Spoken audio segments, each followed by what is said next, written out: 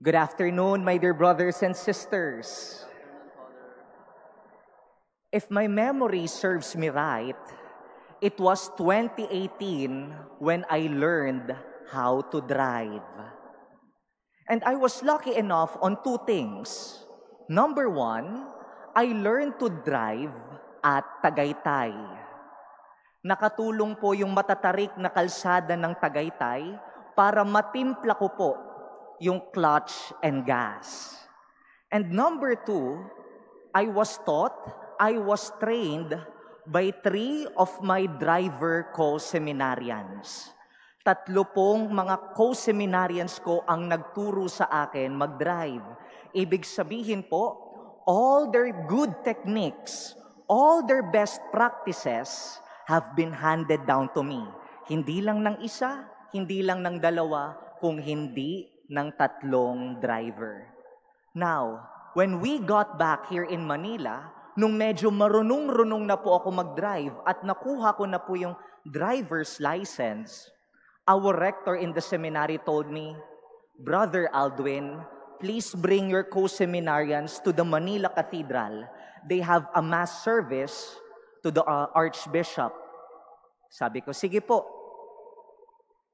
Now, going here from San Carlos Seminary to the Manila Cathedral, may dadaanan po kaming isang matarik na tulay.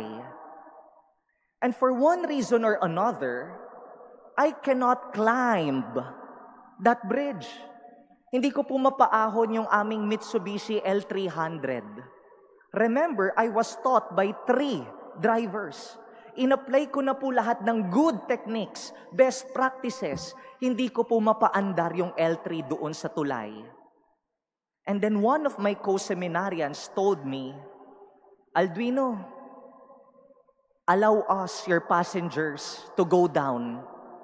Pababain mo muna kami. Kasi kapag mabigat, mahirap umakyat. Kapag mabigat, mahihirapan kang umakyat. Why am I telling you this story, my dear brothers and sisters? We heard in our gospel for today the story of Lazarus and the rich man. Now, I do have a little problem with our gospel this afternoon. You know why? It seems to me that God is partial. Parang may kinikilingan ang Diyos. Allow me to prove to you. When Lazarus, a poor man covered with sores, when he died, he was immediately brought by the angels to the bosom of Abraham. He was immediately brought to the heavens. And when the rich man who wore fine linen and dined sumptuously each day, saan po siya dinala? The rich man was brought to the netherworld, to hell. Now, I was asking the Lord, Lord, umamin ka sa akin, galit ka ba sa mayayaman? Galit ka ba sa mga may kaya? At ang love mo lang ang mga poor? Kasi yung poor, si Lazarus, diretso sa heaven, and the rich man went to the netherworld. Umamin ka, Lord, in my prayers, are you angry to the rich? And then I realized, God is not angry to the rich. Rather, what brought that rich man to the netherworld? Bakit siya napunta sa ibaba? Kasi po, masyadong mabigat ang kanyang ari-arian. Masyadong mabigat ang kanyang kayamanan. His attachments to worldly allurements, his attachment to his material possessions, that is what dragged him down to the netherworld. Ang kanyang pagkapit sa mabibigat niyang kayamanan ang nagpabagsak sa kanya. Samantalang si Lazarus, no possessions, no properties, so light, sobrang gaan, kaya madaling nakalipad papuntang kalangitan. My dear brothers and sisters, our readings for today is simply teaching us, learn to let go and be detached of your material possessions. Be warned by our first reading.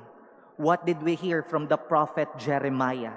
Sabi niya po dito, "Cursed is the man who trusts in human beings, who seeks his strength in flesh. Cursed is the man who trusts alone in his riches and material possessions." Pag ang puso at utak masyado pong nakatutok sa kayamanan, little do we notice it, these possessions are slowly pulling us down to the netherworld. Now I get it, why we have the 3 pillars of Lent: prayer, fasting, and almsgiving. What are they for? These are helps for us to be detached, for us to let go. Prayer, learn to let go, learn to be detached from your time in social media so that you get to spend time praying with the Lord. Fasting, learn to let go, learn to detach yourself from pleasures, masasarap, so that you will hunger more for the presence of God. Almsgiving, learn to detach, learn to let go your prized possessions, to provide for the needy, para gumaan-gaan po tayo. At kapag tayo matuto ng maging magaan, meron tayong langit na kahihinatnan. So my dear brothers and sisters, our readings teaches us one simple thing this day. Learn to let go. Learn to detach of your material possessions. Learn to provide for the needy. Otherwise, if we get too attached from it, we get too attached to it, we might imitate the rich man in the gospel who went to the netherworld because the weight of his attachments pulled him down. Learn to be like Lazarus, magaan, hindi nakatali, kaya mabilis siyang nakaakyat sa kalangitan. Amen.